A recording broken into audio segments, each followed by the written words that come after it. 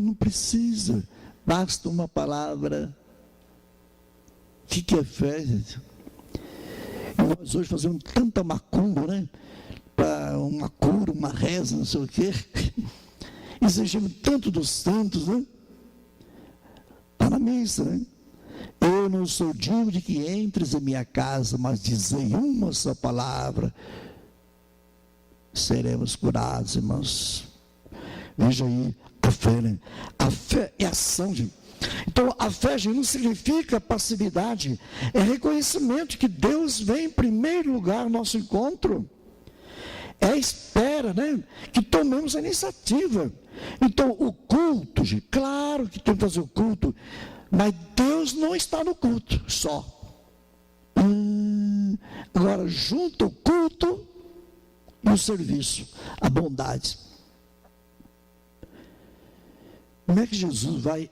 O único elogio que Jesus fez foi para esse homem pagão, que não tinha nada a ver com o templo de Jerusalém, nada com a fé de Israel, mas o modo dele viver, né, ajudou na construção da igreja, era um povo bom, e lutando pelo seu empregado, não é nem filho.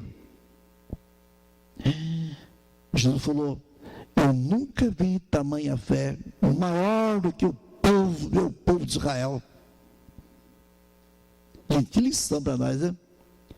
Então a gente pensa que fé é uma questão de religião, católica, sei lá o quê. Não é, filho. Então, dei minha leitura, né? Se o Salomão fez a igreja, bem, mas não coloque Deus só na igreja, né? Mas até hoje a gente coloca, né? Então, a fé e o evangelho, gente, está para toda a nossa vida. Então, o erro nosso é reduzirmos no nosso egoísmo a presença de Deus dentro do nosso interesse particular. Quando você tem algum problema, você não reza o seu problema, meu filho, não faça isso. Você tem problema? Então não reza mais. Louva a Deus com o problema que você tem. Só isso. Não é pedir para resolver o problema. Reze: Senhor, eu sou teu filho, sou tua filha, mesmo com esse câncer, com esse problema que estou passando. Não é rezar para o problema. Você está particularizando. Universalize, então. A fé, gente, tem que ser universal. Então, dentro de nós, irmãos, né, nós temos que ver essa plenitude da nossa fé. A fé não conhece fronteiras, portanto, não está dentro só dos judeus, está aberto para todas as religiões, para todas as raças. Não existe outro evangelho como de São Paulo. Não é pela lei judaica, não é pela circuncisão. A salvação para os gentios também. O que é primordial, nós vimos aí antes, não são as riquezas, o nosso sucesso. Não é a construção de uma igreja. Quando você vê uma igreja grande, a Basílica do Norte, né? Você fica: nossa, meu filho, vai numa capelinha aí de 2 metros quadrados só e ponto final. Deus não tem tamanho. Deus é sucesso do mundo. Veja uma reflexão que pede perdão. Vamos rezar pelos que dizem sem religião, porque eles nos incomodem, nos questionam e não nos deixam em paz, pois a fé não é uma posse tranquila, mas uma busca constante, de buscar. Por isso o caminho, êxodo. A vida é sempre um processo, a vida de fé. A vida de fé não pode acomodar-se. Por exemplo, se falar: a vela está acesa, tá? Então a missa valeu. Se na sua cabeça valeu porque a vela está acesa, você fez pecado, filho. Você está controlando Deus para dentro da vela. Estou dando exemplo, irmãos. Abre-te. Deus depende da vela, filho. Agora, se a vela ajuda você a encontrar o divino, perfeito. O termo verso, a sua meditação, ajude você a sua espiritualidade. Filho, lindo, faça. Mas não fique só naquilo. Vai longe. Vamos rezar para que sejamos capazes de admirar-nos com a incredulidade dos que deveriam ter fé. Gente, os parentes de Jesus expulsaram Jesus da sinagoga. Os parentes, hein? Portanto, gente próxima de São José, né?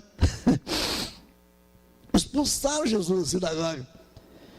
E Jesus não pôde fazer quase milagre nenhum lá em Nazaré. Jesus foi embora, sacudiu o pau do sapato e tocou para frente. Mas como é que estão as coisas, né? Então, a incredulidade da fé, né? Que deveriam ter fé, com a fé dos que são taxados de pagãos. Então, aquelas pessoas gentias, os pagãos, como que eles têm fé? Aquele centurião, gente, um soldado romano que não tinha nada a ver, é ele que expressou maior fé. Jesus, o senhor não precisa chegar na minha casa não, perturbar o senhor não, diga uma palavra aí que meu servo será curado. Você já rezou essa frase? Presta atenção. Padre, você podia benzer minha casa? Você quer que eu vou benzer?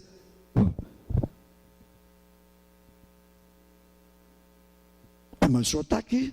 Não, eu estou na sua casa lá. Mas o senhor não vai lá? Está vendo, gente? Como é que são as coisas? Eu tenho que ir para benzer? Posso até ir, irmãos, mas vejam o perigo da gente achar, manipular as coisas. Por exemplo, está na hora da comunhão, né?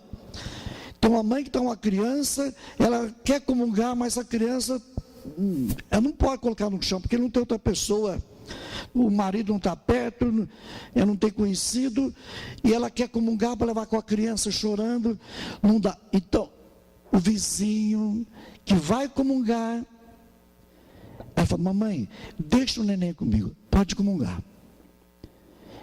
E ela não vai poder mais comungar. Eu pergunto a vocês, ela comungou ou não? Comungou. Não precisa de hóstia para comungar, filho. Gente, a bondade nos aproxima de Deus. Gente, como é que a gente tem que ser muito então coerente, né, com as nossas liturgias?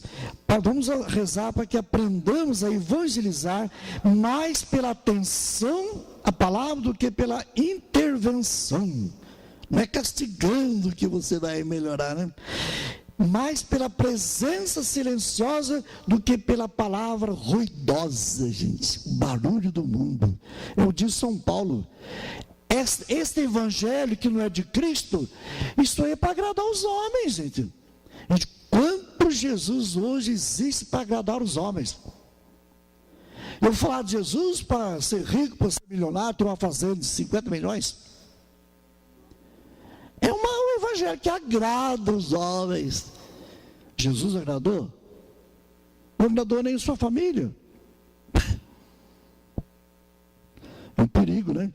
Vamos rezar, gente, para que é o testemunho de vida que vale, e não é a arrogância do discurso que vale, irmãos. Aí, irmão, até um cigarro seu torna-se um discurso e não é palavra de Deus. Até um copo de cerveja pode ser um discurso, pode ser, né, pode ser uma intervenção religiosa até, mas não é palavra de Deus. Agora, você transformar num copo de cerveja uma oração, a sua televisão transformar numa bênção, vai longe, irmão. Então a fé não conhece fronteira, portanto é nosso ser humano, gente. A presença de Deus está na bondade, está no serviço. Então a fé é uma confiança em Deus, abrir-se ao mistério divino, irmãos. Isso que é importante, abrir-se ao mistério de Deus.